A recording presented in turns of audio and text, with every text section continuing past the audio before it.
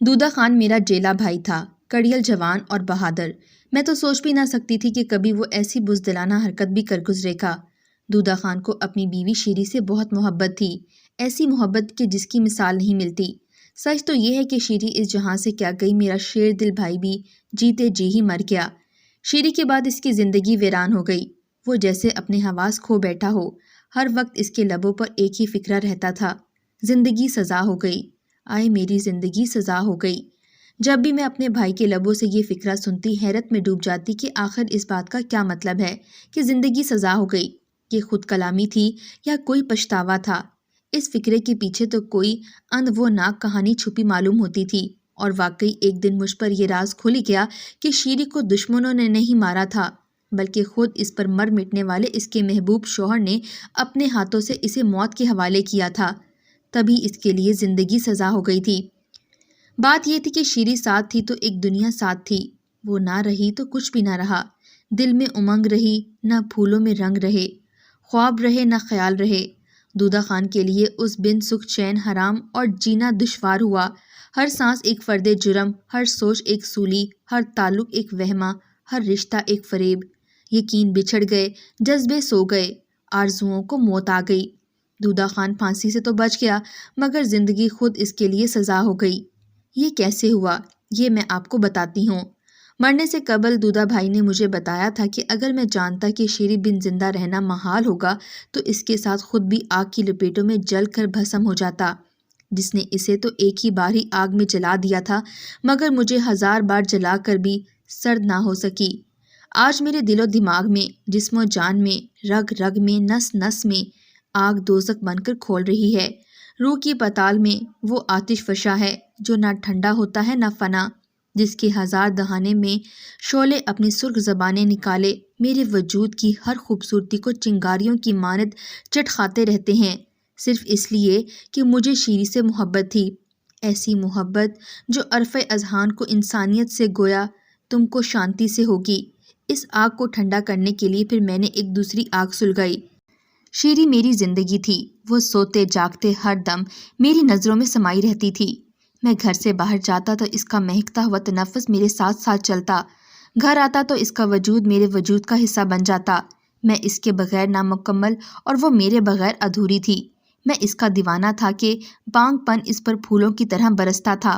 سب کہا کرتے تھے کہ دودہ خان بلند بخت ہے اور شیری خانم صاحب نصیب کہ میں اس کو ملا تھا اور وہ میرے حصے میں آئی تھی۔ اتنا کہہ کر بھائی کی سانس اکھڑنے لگی، وہ چپ ہو گئے اور میں مبہوت بیٹھی رہ گئی۔ حالانکہ وہ شادی سے پہلے خرم خان سے محبت کرتی تھی، لیکن میں جانتی تھی کہ دودہ بھائی نے اپنی تمام تر کوششیں کر کے صرف اس کا رشتہ حاصل کر لیا تھا۔ وہ نہ چاہتے ہوئے بھی میری بھابھی بن گئی، تب اس کو نہ چاہتے ہوئے بھی اپنی تمام تر محبت دودہ خان کی جھولی میں ڈالنی پڑی۔ اس نے اقرار کر لیا کہ دراصل میرا بھائی ہی اس کی محبت کے لائق تھا، خرم ہرگز نہ تھا۔ وہ حیا کی تصویر اور وفا کی پتلی تھی، شوہر کی آن اور گھر کی لاج تھی۔ اس کا ظرف واقعی مبدگاہوں کا سا تھا، اعلیٰ مقام تھا، جس کا پیار کھرے سونے کا سا انمول تھا۔ اس نے 20 سال اس طرح ہمارے درمیان میرے بھائی کی رفاقت میں گزار دیے کہ ایک لمحے کے لیے بھی ہم نے یہ محسوس نہیں کیا کہ بھائی نے اس کے ساتھ شادی کر کے غلطی کی ہے۔ ان کے 3 بیٹے ہو گئے۔ بڑے بیٹے کی عمر اس وقت 17 سال تھی جب یہ حادثہ ہوا۔ ایک دن دودہ بھائی کچہری میں بیٹھا تھا کہ 20 برس بعد اچانک وہاں خرم خان آ گیا۔ دونوں روبرو تھے، آمنا سامنا ہو گیا۔ وہ بھائی کا رقیب تھا اور ماضی میں شیری کو چاہتا تھا اور اس سے شادی کا خواہش مند تھا۔ برسوں ان دونوں نے آپس میں سرد جنگ لڑی تھی۔ آخر دودہ خان میرا بھائی یہ بازی جیت گیا تھا اور اس کی شادی شیری خانم سے ہو گئی۔ خرم رقیب روح سیاہ ہار گیا اور دل برداشتہ ہو کر ہمارے علاقے سے ہی کوچ کر گیا، اور پھر کبھی اس نے اس علاقے میں کسی کو اپنا چہرہ نہ دکھایا۔ آج بھی اس کا نظر آنا میرے بھائی کو ایسا ہی شوق گزرا جیسے 20 سال پہلے گزرتا تھا۔ دودہ خان کو دیکھتے ہی اس نے تانا زنی کی، یوں کہ بلند آواز سے کہا، مجھے یقین ہے کہ عورت اپنی پہلی محبت کبھی نہیں بھولتی۔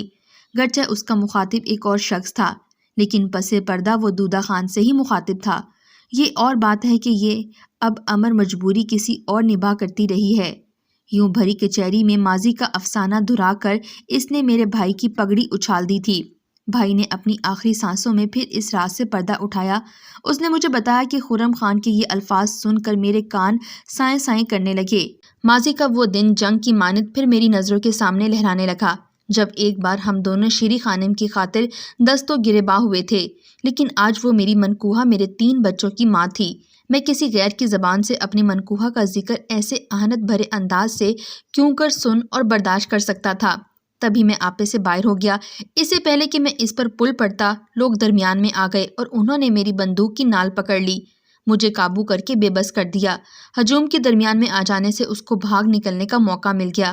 وہ چلا گیا، مگر میری لاکھوں کی عزت خاک میں ملا گیا۔ وہ میری سکون بھری دنیا میں پھر سے جلتی ہوئی مشعل پھینک کر چلتا بنا تھا۔ اس توہین کا میں نے اس کو نہ بھولنے والا سبق دینا چاہتا تھا، سو اور تو کچھ نہ سوجا۔ میں نے اس کی بھائی کی کھڑی فصل کو آگ لگا دی۔ خرم خان کب چپ کر کے بیٹھنے والا تھا، رات ہی کو وہ اپنے بھائیوں کی ہمراہ آ گیا۔ ان کے ہاتھوں میں مشلیں تھیں۔ وہ ہمارے گھر کو آگ لگانے آئے تھے اور مکان کو خالی کیے بنا چارہ نہ تھا۔ انہوں نے للکارا، دودہ خان مکان خالی کر دو۔ ہم نے حکم دے دیا اور گھر کے تمام افراد باہر نکل گئے۔ 15-20 منٹ بعد انہوں نے دوبارہ للکارا، یہ آخری للکار ہے، تمہیں سانس کا تھوڑا دیا ہے، نکل سکتے ہو تو نکل جاؤ۔ سانس کا تھوڑا مطلب یہ تھا کہ ہم نے دشمن ہو کر بھی تم پر یہ احسان کیا ہے کہ اپنی زندگی بچا سکتے ہو تو بچا لو۔ اس کے بعد انہوں نے گھر کی چوکھٹ، دروازوں، کھڑکیوں اور چھتوں کو نظر آتش کرنا شروع کر دیا۔ بھائی نے ایک لمبی سانس کھینچی اور کہا، میری ہمشیرہ، تو پھر ایسا نظارہ کون برداشت کر سکتا تھا؟ میری آنکھوں کے سامنے میرا پیارا گھر، میری دنیا، میری جنت جل رہی تھی۔ وہ گھر جو ہماری محبت کا گہوارہ اور میرے بچوں کی محفوظ پناہ تھی۔ شیری میرے کندھے پر سر رکھے رو رہی تھی۔ اس نے تنکا تنکا جوڑ کر یہ آشیانہ بنایا تھا۔ تبھی میرے دل میں ایک خیال کوندا کہ کیوں نہ خرم خان کو ایسی سزا دوں کہ عمر بھر نہ بھلا سکے۔ مجھے یہ تو یقین تھا کہ وہ اب بھی شیری خانم کو چاہتا ہے اور اس کی محبت کو دل میں بسائے ہوئے ہے، سو جوش انتقام میں مجھ کو یہ بھی نہ یاد رہا کہ شیری میری محبت ہے، میرے 3 بچوں کی ماں ہے۔ میں نے جھٹ سے اس کو اٹھایا اور اپنے جلتے ہوئے مکان کے اندر شعلوں کی نظر کر دیا۔ وہ چیختی چلاتی فریاد کرتی رہ گئی۔ اس کو جلتے دیکھ کر خرم خان تو جیسے پاگل ہو گیا۔ اگر اس کے بھائی اس کو قابو نہ کر لیتے تو وہ شیری کو بچانے کو یقیناً آگ میں کود جاتا۔ دودہ خان کی آنکھوں سے آنسو جاری تھے۔ انہوں نے کہا، میرا ارادہ خرم خان کو شیری خانم کے زندہ جلانے کے الزام میں گرفتار کروانے کا تھا۔ میرا یہ وار کارگر ثابت ہوا۔ وہ میرے گھر کو آگ لگانے کے الزام میں گرفتار ہو گیا، جس میں میری بیوی شیری خانم جل گئی تھی۔ شیری کے زندہ جلائے جانے کے جرم میں اس کو پھانسی ہو گئی، کیونکہ علاقہ کے لوگوں نے یہی گواہی دی تھی کہ جلتی مشعل مکان پر سب سے پہلے خرم خان نے پھینکی تھی۔ دودہ خان اور بچے تو مکان سے باہر نکل آئے، مگر شیری خانم نہ نکل سکی کیونکہ وہ فوراً آگ کی لپٹ میں آ گئی تھی۔ خرم خان تو ایک بار پھانسی کا پھندا گلے میں ڈال کر اس جہاں کی کمینگیوں سے نجات پا گیا، مگر میرے لیے احساس جرم ایک سولی بن گیا تھا، جس پر میں آج اپنی آخری سانسوں کے درمیان بھی لٹک رہا ہوں۔ یہ کہہ کر میرا دودہ بھائی نے آخری ہچکی لی اور اس جہان کی سزا سے ہمیشہ کے لیے نجات پا گیا۔ زندگی بہت رفتار سے گزر رہی ہے۔ کون کب زندگی میں آیا، کون چلا گیا، پل بھر میں زندگیاں بدل جاتی ہیں۔ کل جو ہمارا ہوتا ہے وہ آج اجنبی بن کر سامنے سے گزر جاتا ہے، جسے دیکھ دیکھ کر کبھی دل کو سکون آتا ہو، وقت کے ساتھ وہی انسان دل کو سب سے برا لگنے لگتا ہے۔ ہمارے محلے میں ایک بوڑھے بزرگ اور ان کی وائف، جن کی عمر 70 سال تھی، بچے جوان، شادی شدہ بوڑھی عورت جس کی نظر کمزور ہو چکی تھی، اور بوڑھے بابا جی جو اونچا سننے لگے تھے، لیکن ان میں محبت آج بھی ایسی تھی جیسے وہ جوانی کے دنوں میں محبت کے سفر پر چلتے ہوں۔ بابا جی کو ڈاکٹر نے کہا تھا، آپ کی بیوی کو کینسر ہو چکا ہے، اب ان کے پاس بہت کم وقت ہے۔ بابا جی 70 سال کی عمر میں اپنی بیوی کے پاس بیٹھے تھے، اس کا ہاتھ تھامے۔ سکینہ، بتاؤ تم زندگی میں کیا چاہتی ہو، کوئی خواہش؟ سکینہ نے شوہر کی طرف دیکھا۔ میں چاہتی ہوں آپ سے پہلے میں مر جاؤں، کیونکہ آپ کی بنا میں ایک سانس بھی نہیں لینا چاہتی۔ بابا جی بولے، اب میں بوڑھا ہو چکا ہوں، اب بھی مجھ سے محبت کرتی ہو؟ بوڑھی خاتون بولی، محبت کب بوڑھی ہوتی ہے میرے مراد صاحب؟ آپ نے مجھے زندگی بھر عزت دی، مجھے سنبھالا، اس گھر کی اور اپنے دل کی شہزادی بنایا۔ مجھے یاد ہے آپ میرے بنا ایک سانس بھی نہیں لیتے تھے۔ میرے ہاتھ کا بنا کھانا کھانا آپ کو کتنا پسند ہے۔ سکینہ بولی، مجھے یوں لگتا ہے مراد میں تم سے بچھڑنے والی ہوں۔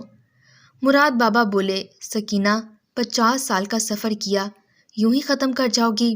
اپنے مراد کو چھوڑ جاؤ گی کیا؟ سکینہ بولی، مراد میں نے تمہارے ساتھ سانس سانس جی ہے۔ تم نے مجھے بہت سنبھالا، میری غلطیوں کو محبت سے قبول کیا۔ 50 سال کے سفر میں کبھی مجھ پر ہاتھ نہیں اٹھایا، مجھے گالی نہیں دی۔ مراد بابا کی آنکھ نم سی تھی۔ سکینہ میری محبت تو آج بھی ویسی ہی ہے، پھر تم جانے کی بات کیوں کرتی ہو؟ سکینہ نے مراد بابا کا ہاتھ پکڑا۔ کیوں؟ کیا تمہارا ہجر میں جھیل نہیں پاؤں گا؟ بھلا جس کی آغوش میں 50 برس گزارے ہوں، اس کے بنا کیسے جی سکوں گا؟ مراد بابا نے سکینہ کے آنسو صاف کیے۔ سکینہ میں جانتا ہوں تم بیماری سے لڑتے لڑتے تھک گئی ہو، بچے اپنی زندگیوں میں مصروف ہیں، لیکن تم مجھے کس کے سہارے چھوڑ کر جاؤ گی؟ سکینہ بی بی آہستہ سے بولیں، میری قبر پہ آ جایا کرنا۔ مراد بابا خاموش ہو گئے، آنکھ سے آنسو بہنے لگے۔ سکینہ وہ دن کیسے بھول جاؤں جب تم کو بیاہ کر لایا تھا، وہ جوانی کے دن، وہ محبت کی باتیں، وہ سہانے پل۔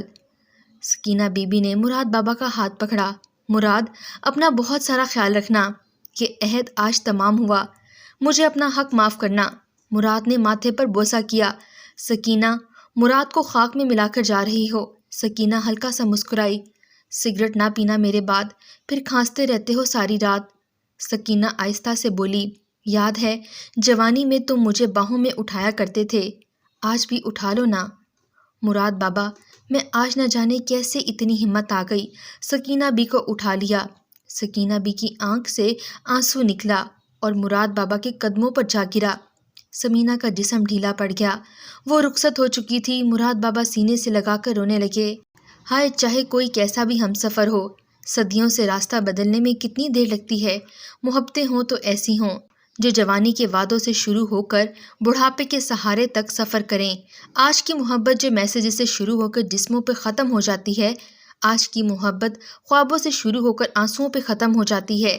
یہ محبت نہیں، کھیل ہوتا ہے۔ اپنی بیوی سے ایسی محبت کرو کہ بڑھاپے میں ہاتھ تھامے جوانی کی محبتوں کو یاد کرتے الوداع کہا جائے۔ نفرتوں کو چھوڑ دو، محبتوں کو تھام لو۔